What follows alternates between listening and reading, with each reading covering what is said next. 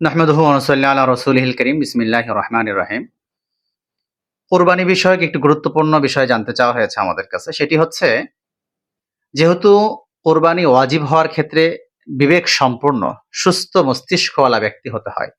তো সেই ক্ষেত্রে এরকম দেখা দিয়েছে যে একজন ব্যক্তি আংশিক সুস্থ, অর্থাৎ আংশিক বলতে আমাকে এরকম প্রশ্ন করেছে, হুজুর ৬০% বিবেক ঠিক আছে বা ৪০% ঠিক আছে। তো এরকম ব্যক্তির পক্ষ থেকে কোরবানি দেওয়া জরুরি কিনা? এবং তিনি মালিকে নেসাব, অর্থাৎ তার পর্যাপ্ত সম্পদ রয়েছে।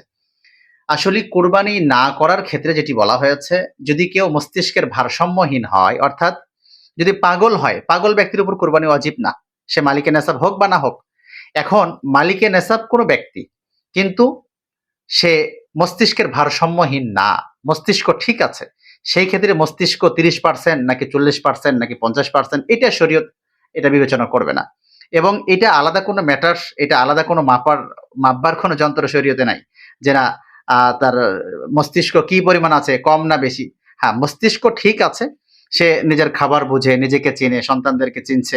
হ্যাঁ, মাঝে মাঝে তার মস্তিষ্ক ঠিক থাকছে না, এটা আলাদা কথা।